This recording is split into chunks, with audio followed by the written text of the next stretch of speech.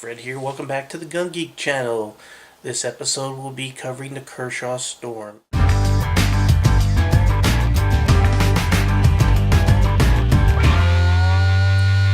I start talking about the Kershaw Storm, the way that I got to this subject is over the past half year I've been collecting quite a few knives, and I've been collecting several that fill the everyday carry category. I want to go over some of the other knives that I've utilized over the last couple of months.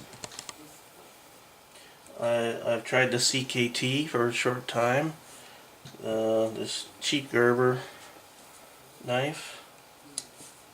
This other Gerber knife, actually I did end up liking this for a while and did carry it for about 2 months. I tried this Kershaw. This Kershaw has a nice kicker to it, but that kicker does stick out quite a bit. And I tried the Griptilian. Really good knife. I highly recommend this, but we're not talking about this today. And then finally, I carried this SOG Flash 2, and I actually did a review on this. You know, I ain't too happy about it. And then I also tried the Kershaw Storm, and I'll tell you what sold me on the Kershaw Storm. First of all, it's extremely thin. Let me hold it up to the Storm. That's a pretty common knife, and you can see how much thinner this is. The grips in here has these inserts like skateboard tape, really grippy, but only on one side, which is a good thing, because on the other side you have this clip, and if you had skateboard tape under there you would get it out of your pocket. There are two ways to deploy this. You have a kicker and you have the thumb studs. The thumb studs are ramped. If you can see that, they have a ramped design, so you could sort of pre-stage that pop that you use with your thumb to get that out. Really good. And then the kicker, it doesn't quite get it all the way out. You really got to use a little wrist action, because there's not much leverage there. It barely sticks out. It's really just to pop it out of the frame, but use your wrist, you can get it out. And the blade, look at that awesome looking blade. I love it. That belly 3-inch blade. The serrations, very different from your normal serrations. They're sort of rounded, so unlike your conventional serrations that tend to snag on rope, the threads on the rope as you're pulling it through, or could, this really glides through really nice and cuts it well. I've had this, been carrying it around for about 3 or 4 months. Every day I had to maybe sharpen it about once a month. So the steel is about, you know, it's not super hard, it's not super soft. Specifically here on the website it says it's Sandvik 14C28N stainless steel. No corrosion or anything like that has been experienced while using this blade. And the frame is 410 stainless steel. So the whole thing has a little bit of weight to it. It's about 4 ounces. The website says 4.2 ounces. Has a generous hole there for a lanyard. Neat design. I mean, Ken Onion knows how to design some really cool looking knives.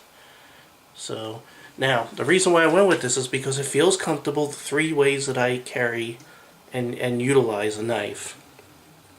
Everybody talks about, you know, you grip the knife like this, and you got your jimping over here, and you know, you got a good indentation here for your thumb, so it's not going to slip, and all that good stuff, and that is all fine. And what's talked about a little bit less is holding it like this. And if you look how that frame fits, and your thumb right over it, it's like it was made for my specific hand, so I like it. Everybody's different, so this could feel terrible in somebody else's, but for me this feels perfect. And then the grip that nobody ever talks about, and the way that I hold my knife 90% of the time, is like this. And you see how this pocket clip is shaped right here, how it comes in. You know, that's where my index finger just falls right there. And then my other fingers just, let me see if I can twist how it falls on the rest of the frame right in the right spot.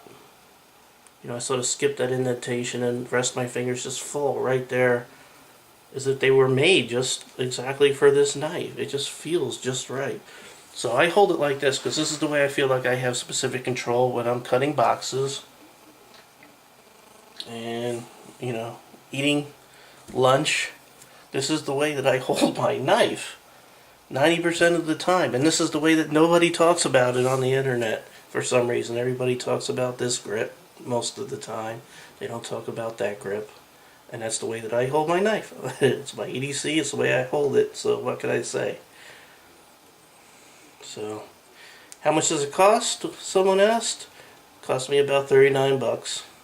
Retail, manufacturer's retail price, of course, is gonna be somewhere around 60 bucks or $57 here on the website. So very impressive. Now the other thing I like is the size of the frame here.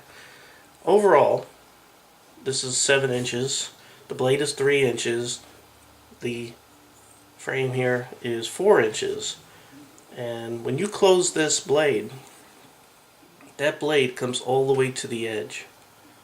All the way to the edge. Very efficient use of space. The pivot point is very far forward, and that blade comes all the way to the end. So you're using every bit of space in this knife. Very efficient design. I love it. Engineered very well. Now let's talk about the bad side. When you first get this knife, you're gonna cuss it every freaking day because it's so stiff.